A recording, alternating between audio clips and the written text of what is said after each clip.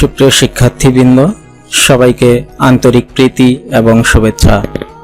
আশা করি সকলেই ভালো আছো। আমি মোহাম্মদ সাজিদুর রহমান সাজু, প্রভাষক, বাংলা বিভাগ, শ্যামপুর মহাবিদ্যালয়। আজকে আমি তোমাদের সঙ্গে আলোচনা করব বৈষ্ণব পদাবলী নিয়ে। আমাদের আজকের আলোচনার বিষয় বৈষ্ণব পদাবলী। আমরা জানি কোনো সাহিত্যই হঠাৎ করে জন্ম নেয় না বা থেমেও যায় না। সাহিত্য সমাজের দর্পণ, তাই সমাজের নানা পরিবর্তন ও বিবর্তনের মধ্য দিয়ে সে পথ চলে। সেই পথ চলায় সৃষ্টি হয় ইতিহাস। সাহিত্য সমালোচকগণ একে বলেন সাহিত্যের ইতিহাস। বাংলা সাহিত্যের ইতিহাসে বৈষ্ণব পদাবলী একটি গুরুত্বপূর্ণ স্থান দখল করে আছে। বৈষ্ণব সাহিত্য বাঙালির প্রাণের সাহিত্য।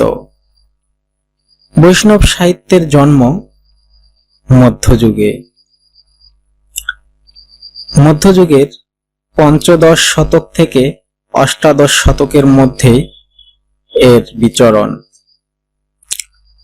বাংলাদেশে ৩০০ বছর ধরে বৈষ্ণব পদাবলী চর্চা হয়েছিল। হিন্দু ও বৌদ্ধ ধর্মের মিলনে যে নতুন ধর্মমতের উদ্ভব হয়েছিল, তাই বৈষ্ণব পদাবলী নামে পরিচিত। বাংলা সাহিত্যের মধ্যযুগের সর্বাপেক্ষা মর্যাদাবান সাহিত্য হচ্ছে বৈষ্ণব পদাবলী। মধ্যযুগে রাধা কৃষ্ণের প্রেম লীলার আড়ালে ভক্ত এবং ভগবানের অথবা জীবাত্মা ও পরমাত্মার নিত্য বিরহ ও মিলন নিয়ে বৈষ্ণব পদাবলী রচিত হয়েছিল। বৈষ্ণব পদাবলী মহাজন পদাবলী নামেও পরিচিত এবং পদকর্তাগণকে বলা হয় মহাজন। শ্রী চৈতন্যদেব বৈষ্ণব ধর্মের ব্যাপক প্রচার ঘটান। বৈষ্ণব পদাবলীর উদয় হয়েছিল গৌড় থেকে, তাই গৌড়ীয় দর্শন এখানে উঠে এসেছে। এ সাহিত্য এতটাই সমৃদ্ধ যে আধুনিক মানুষের কাছে, এমনকি বিশ্ব দরবারেও নন্দিত, যার শিল্পগুণ ছিল সমুন্নত। বৈষ্ণব সাহিত্য শুধু একটি শাখা নয়, সাহিত্যের একটি যুগও বটে। এ সাহিত্য রবীন্দ্রনাথকেও প্রভাবিত করেছিল। যে সকল কবি তাদের সুনিপুণ লেখনীর মাধ্যমে বৈষ্ণব পদাবলীকে উচ্চাঙ্গের সাহিত্যে পরিণত করেছেন, তাদের মধ্যে শ্রেষ্ঠ কবি হলেন চারজন: বিদ্যাপতি, চণ্ডীদাস, জ্ঞানদাস, গোবিন্দ দাস। এই চারজন কবির মধ্যে দুজন ছিলেন চৈতন্য পূর্ববর্তী, তারা হলেন বিদ্যাপতি ও চণ্ডীদাস, এবং দুজন ছিলেন চৈতন্য পরবর্তী, তারা হলেন জ্ঞানদাস ও গোবিন্দ দাস। এ চার শিল্পীর রচনার শিল্প সৌকর্যে বৈষ্ণব সাহিত্য আমাদের কাছে নন্দিত হয়েছে। এসো আমরা এই চারজন কবি সম্পর্কে আলোচনা করব। প্রথমেই আমরা আলোচনা করব বিদ্যাপতি সম্পর্কে। বিদ্যাপতি ছিলেন মিথিলার রাজা শিবসিংহের রাজসভার মহাকবি। তিনি বাংলা ভাষায় কোনো পদ রচনা করেননি, তবুও তিনি বাঙালির অন্তরে ঠাঁই করে নিয়েছেন। তাকে বৈষ্ণব পদাবলীর শ্রেষ্ঠ কবি বলা হয়। তিনি সবচেয়ে বেশি পদাবলী রচনা করেছেন। তিনি পদাবলী রচনা করেছিলেন ব্রজবুলি ভাষায়। ব্রজবুলি কোনো ভাষা নয়, এটি হচ্ছে কৃত্রিম কবি ভাষা। বাংলা, হিন্দি ও প্রাকৃত ভাষার কিছু শব্দের মিশ্রণে তৈরি হয়েছিল এই ব্রজবুলি ভাষা। তিনি ব্রজবুলি ভাষায় পদাবলী রচনা করলেও তার সহজ সরল ও সুমধুর ধ্বনিময় উপস্থাপনার কারণে তিনি অমর হয়ে আছেন। এ প্রসঙ্গে কবির বর্ষা বিরহের শ্রেষ্ঠ পদটির উল্লেখ করা যেতে পারে। এ সখী হামারি দুঃখের নাহি ওর, এ ভরা বাদর মাহ ভাদর শূন্য মন্দির মোর। ঝম্পি ঘনগর জন্তি সন্ততি, ভুবন ভরি ভরি খন্তিয়া। কান্ত পাহুন কাম দারুণ, সঘনে খরসর হন্তিয়া।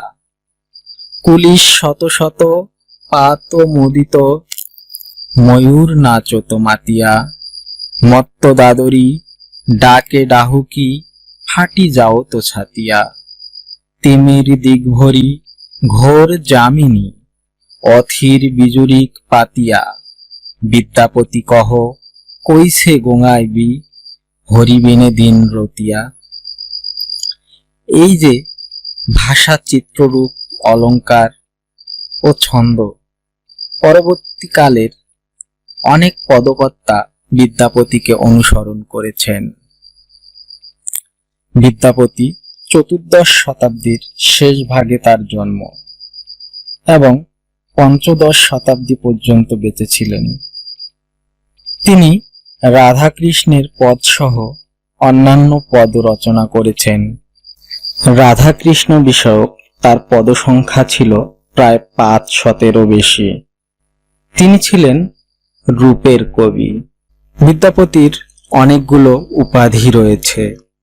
তাকে বলা হয় মৈথিল কোকিল বা মিথিলার কোকিল, কবি কণ্ঠহার, কবি রঞ্জন, কবি শেখর, রাজকবি, সাধুপাধ্যায় ইত্যাদি।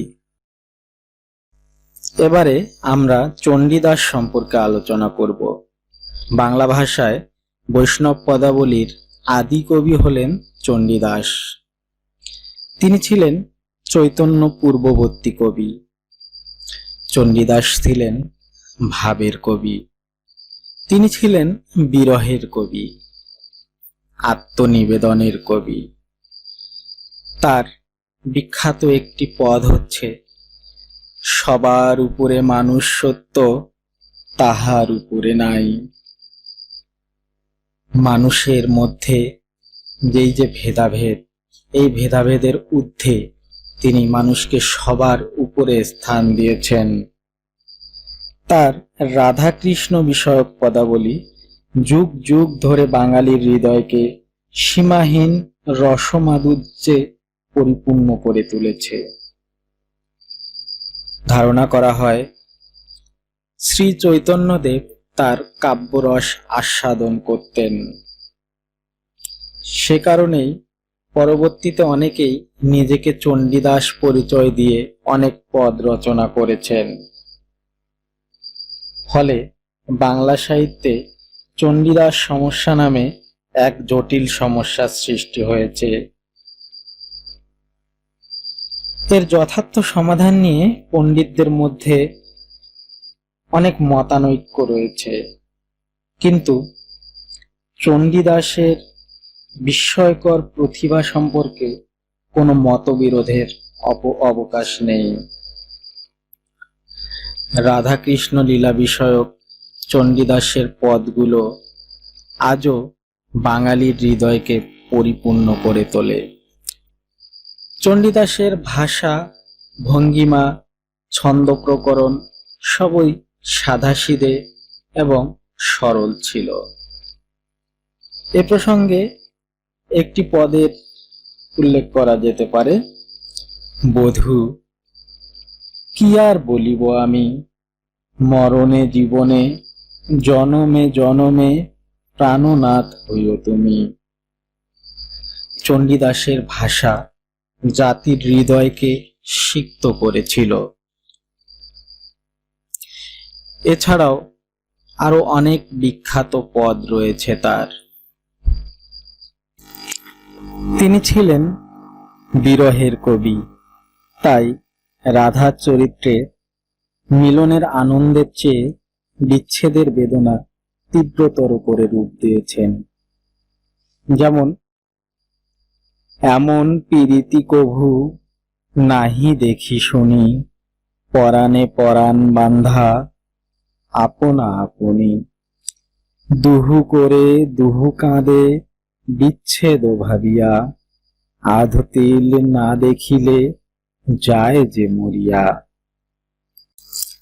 তার পদের এই আনন্দ বেদনায় মেদুর মুহূর্তগুলো পাঠকের মনে যে প্রশান্তি, স্নিগ্ধতা ও প্রাপ্তির আনন্দ ঘন উপলব্ধি সৃষ্টি করে, তার মূল্য অপরিসীম। চণ্ডীদাসের আবির্ভাবের স্থান ও কাল নিয়ে সঠিক সিদ্ধান্তের এখনো অভাব রয়েছে, তবে ধারণা করা হয় তিনি চতুর্দশ শতকের শেষ ভাগে জন্মগ্রহণ করেছিলেন। এবারে আমরা জ্ঞানদাস সম্পর্কে আলোচনা করব। জ্ঞানদাস চণ্ডীদাসের ভাবশিষ্য ছিলেন। সম্ভবত ষোড়শ শতাব্দীতে বর্ধমান জেলায় কবি জ্ঞানদাসের জন্ম হয়। জ্ঞানদাসের মতো উৎকৃষ্ট কবি সব যুগেই দুর্লভ, কিন্তু তার জীবন কথা সম্পর্কে তেমন কোনো তথ্য পাওয়া যায়নি। তিনি ব্রজবুলি ও বাংলা উভয় ভাষাতেই পদ রচনা করেছেন। শ্রেষ্ঠ কবিতার ধর্মসারল্য ও আন্তরিকতা যা তার বাংলা পদে রয়েছে।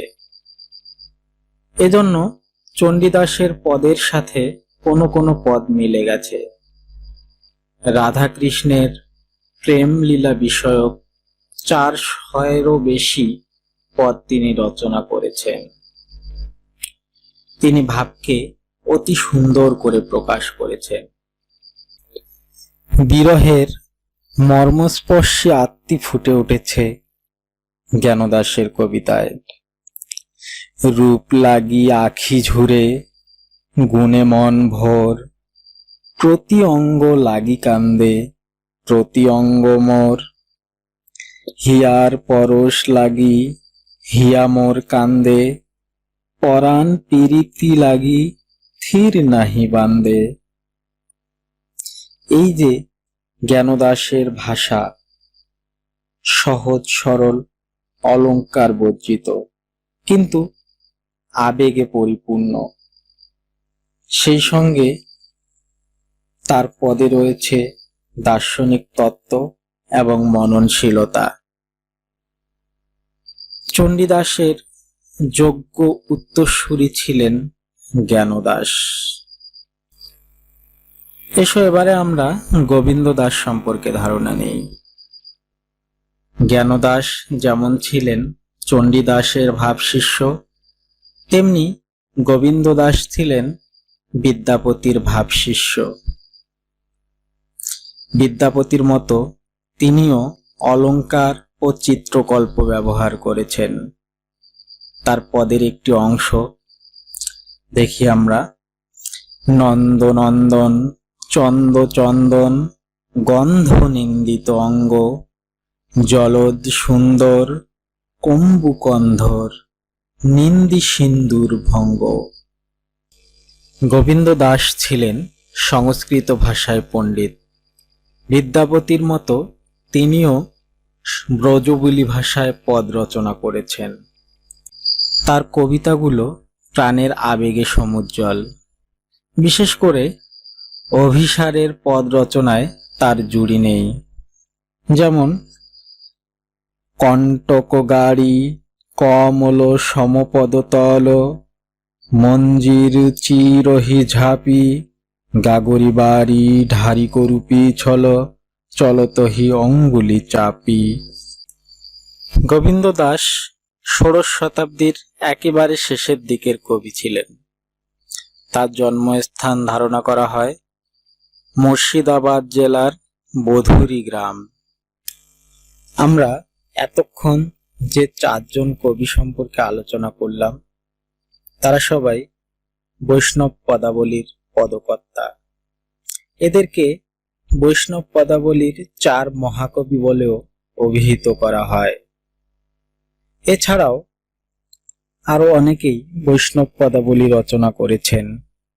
তাদের মধ্যে উল্লেখযোগ্য ছিলেন মাধব দাস, অনন্ত দাস, বল্লভ দাস, রামগোপাল দাস, ঘনশ্যাম দাস, জগদানন্দ প্রমুখ।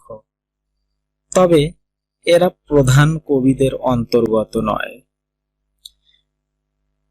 এছাড়াও অনেক মুসলিম কবি মধ্যযুগে বৈষ্ণব পদাবলী রচনায় গুরুত্বপূর্ণ ভূমিকা রেখেছেন। তাদের মধ্যে উল্লেখযোগ্য হলেন কবির, মুতালিব, তাইয়ুকুব, হোসেন শাহ প্রমুখ। তারা রাধা কৃষ্ণের প্রেম বিষয়ক অনেক পদ রচনা করেছেন। বাংলা সাহিত্যের মধ্যযুগে বিশেষ করে পদাবলী সাহিত্যেও মুসলিম কবিদের যথেষ্ট অবদান রয়েছে। এই ছিল আমাদের আজকের আলোচনা। সবাইকে আন্তরিক প্রীতি এবং শুভেচ্ছা জানিয়ে আজকের মতো বিদায় নিচ্ছি। সবাইকে ধন্যবাদ।